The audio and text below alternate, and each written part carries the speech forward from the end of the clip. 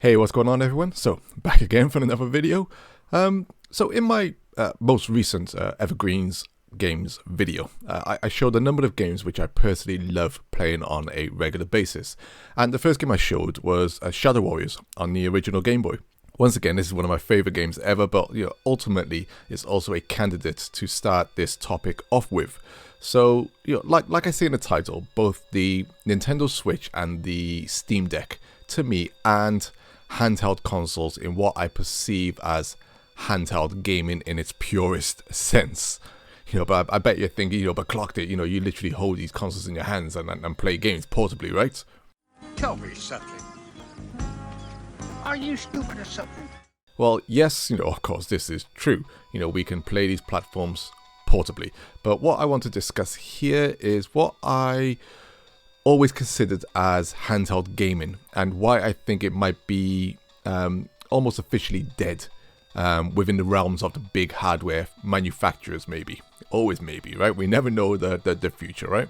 So going back to Shadow Warriors, as you can see, I also own Shadow Warriors on the NES. Another one of those classic IPs I played when I was younger, like many others. But these two versions of Shadow Warriors, although sharing exactly the same artwork and exactly the same name, are also somewhat drastically two completely different games in level design, music, gameplay, etc. The Game Boy hardware-wise was also at the time, a fundamentally different system to the NES. More obviously, in its portable design, of course, but also in its graphical grunt in terms of how many pixels and colors it could have running on its small screen. Although, in the color department, it was obviously lacking.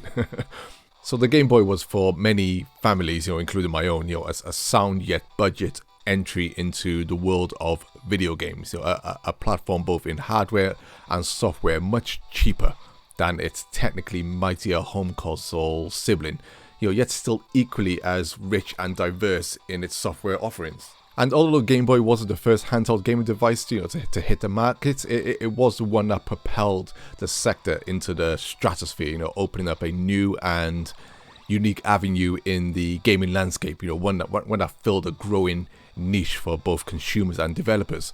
And for developers, this was an interesting ground to create something within, confined within the limited boundaries of weaker technical specs than the bigger home consoles, but also a place where experimentation and unique software could be created at very little cost, but still offering compelling game experiences.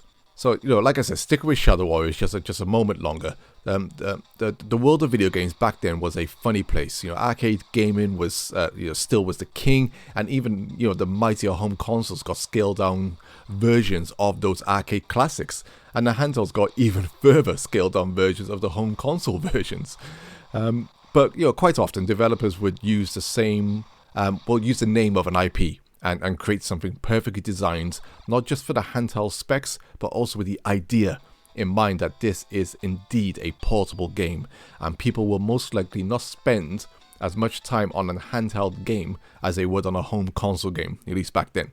With of course handhelds and their physical mediums having additional caveats like battery life and memory and to keep these just to keep these experiences going. So in comes Shadow Warriors on a Game Boy, an utterly unique take on the Shadow Warriors name, and perfectly designed with handheld gaming in mind. A 30-minute blast through 5 memorable levels, bosses, pixel perfect for Game Boy's monochrome screen, and perfect in length for that pick up and play handheld like experience. Without the Game Boy, debatable or not, this version of this game would never have existed. So unique hardware with the right mindset of the developers, builds unique games and experiences. This has clearly been demonstrated across the history of the industry. And to find out a few quick examples, you certainly weren't fitting. As an example, The Legend of Zelda: A Link to the Past on the original Game Boy. At least not without massive compromises, as to be expected, of course, on handheld consoles. So instead, Nintendo created a more handheld game in mind. Smaller yet still grand in scale. Legend of Zelda title, perfectly designed for the Game Boy, which was, of course, The Legend of Zelda: Link's Awakening. one of my personal favorite Zelda games on levels of gaming love I can't show without this video becoming X-rated. That's messed up, man. So sure, Nintendo could have instead made a Link to the Past looking Link's Awakening on the SNES instead, but thinking that way would fundamentally be missing the point of having a cheaper handheld piece of hardware to create lower budget but still quality games compared to constantly making higher budget games on technically superior hardware, which takes more of both time and money. And as just to blast off a few other examples, you had other different and unique, kind of tiered games, like the Teenage Mutant Ninja Turtles on the NES compared to For the Foot Clan, where both consoles got their own turtle games, but the Game Boy games were radically different and certainly designed for portable gaming. You had Kung Fu on the NES compared to Kung Fu Master on the Game Boy. Another two favorites of mine. I didn't know this at the time, but Kung Fu on the Game Boy, Kung Fu Master, is actually a sequel to the NES game. But once again, a completely unique game for the Game Boy, designed just for that portable play. And then you have Snake Rattle and Roll on the NES compared to its Game Boy's version's, unique sequel, Sneaky Snakes. Two more classic games, from my past, which I loved back then. The world of the Game Boy was also to Nintendo and many developers a much safer place to experiment, and indeed Nintendo treated the Game Boy in many ways as that experimental ground, which fortunately for us lucky gamers, blossomed into not just great games but also ideas which helped further propel the bigger budget home console games.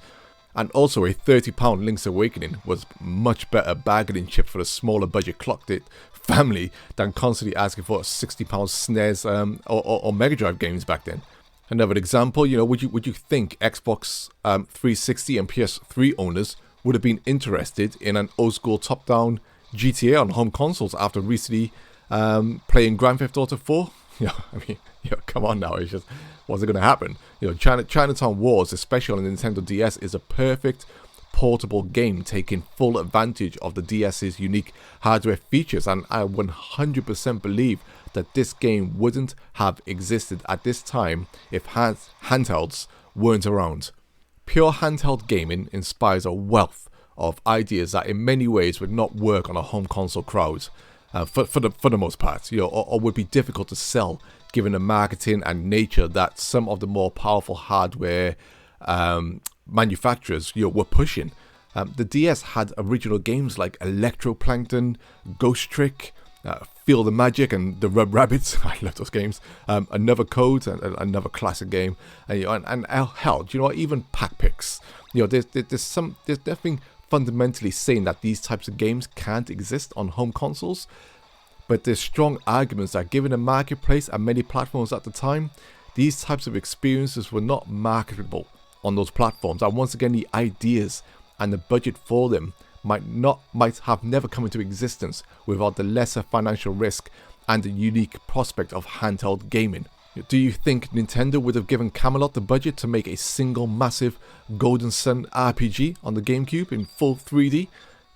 Something the two games were initially conceptually meant to be 2D wise. History showed that Nintendo didn't and were even skeptical about having the game split up in two releases in order to complete the story. I mean, Camelot were the Sega guys who made the Shining Force series, and although the failing Saturn and Sega managed to release the first episode of Shining Force 3 series worldwide on the Saturn, the remaining two episodes remained in Japan to this day. Would Sega have published the remaining two episodes around the world if the Saturn had done better? Perhaps, but that's not the timeline we live in. Even to this day, Golden Sun has remained handheld exclusive, and based off Camelot's continued sports history now, I very much doubt we'll ever see a console Golden Sun, especially a massive 3D one.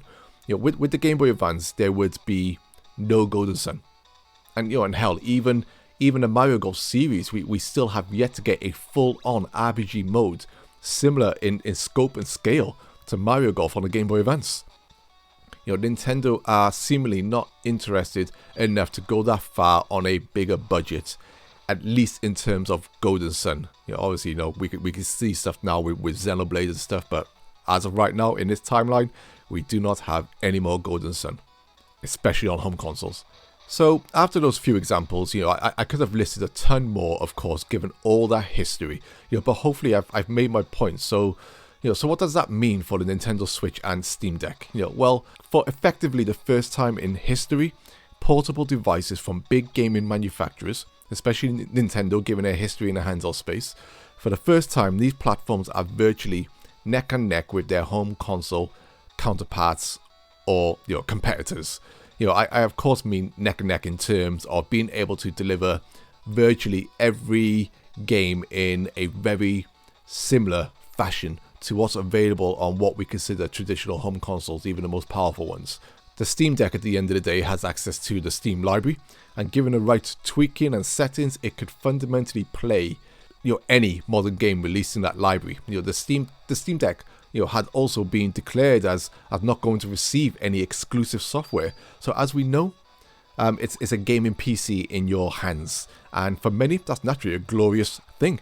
But in what I consider the traditional nature of what handhelds once portrayed and what they once pushed and what they once were in their essence, it falls out of line in some, if not many ways.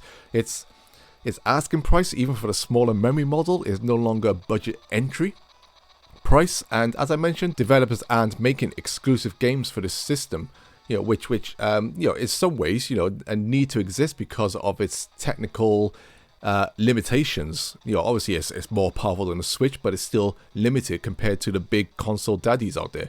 Where the Steam Deck does shine brighter though is in a lot of its software offering, in terms of price especially. Sure, newer digital releases of AAA games still demand a hefty price, but Steam is also very well known for its large indie scene and of course its Steam sales, so getting cheaper software is relatively easy. So is the Steam Deck a traditional handheld in my opinion? Well, no, no it's not, based off how I feel about what handhelds always were. Then we come to the Nintendo Switch, a system which has put Nintendo into a unique position.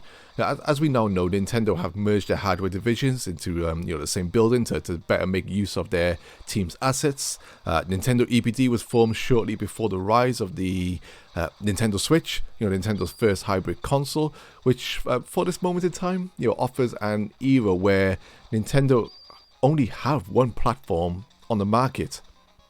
The Game Boy and DS lines are currently no more.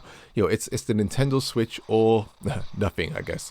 But as time has shown, regardless of what many people think, the Nintendo Switch has shown on multiple occasions, and it continues to show that it is a very capable piece of hardware that can and has delivered numerous console experiences from developers who would split their markets between, previously split their markets between Nintendo's two platforms. So through Nintendo and third parties, the Nintendo Switch has seen many levels of software across a large number of genres, being brought to the Switch and with great success. This software from all major developers has been on a number of budget scales, released at varying retail prices.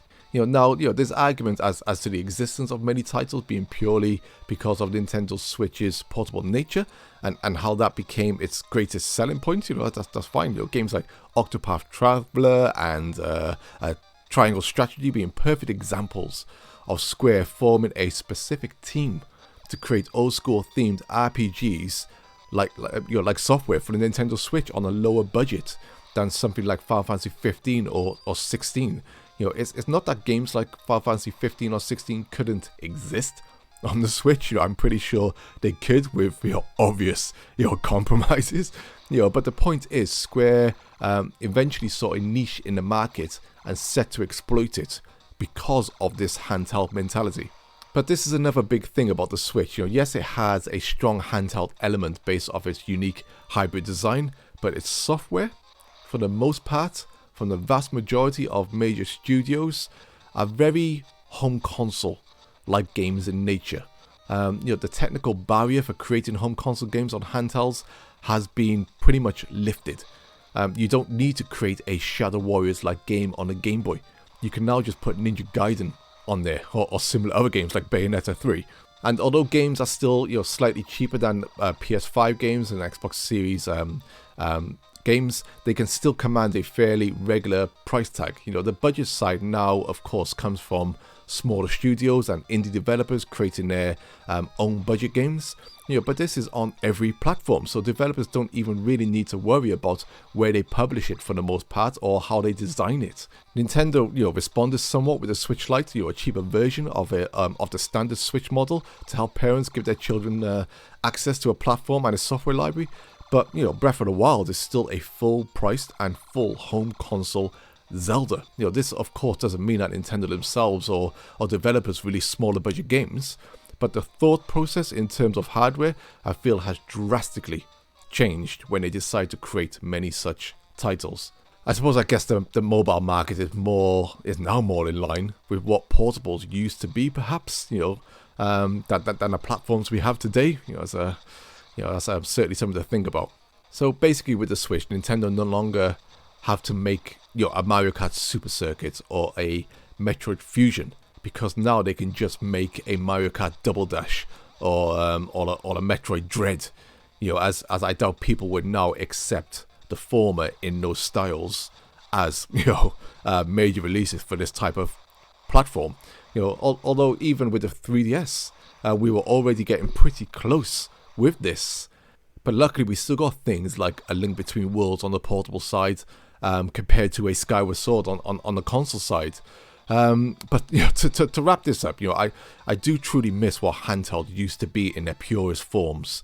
In many ways, they were ecosystems unto themselves, software places unto themselves. Places with completely different and unique experiences, whilst having that place in the market where us gamers could decide where we wanted to be and what style of games we wanted to experience.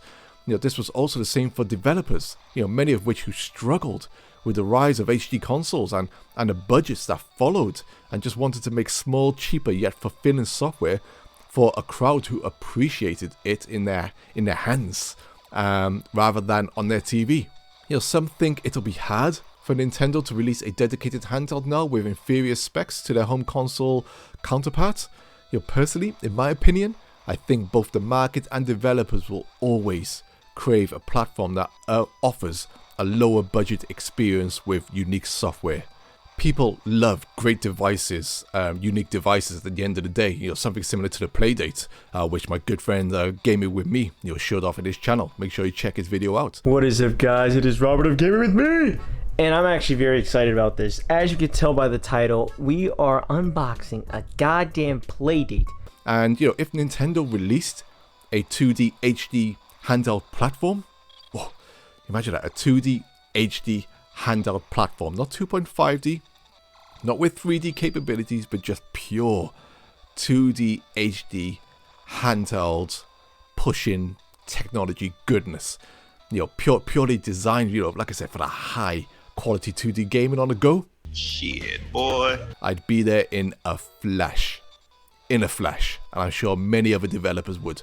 And once again, you can keep at that budget level where I am certain many developers, including Nintendo, etc., would make truly unique software just for that handheld.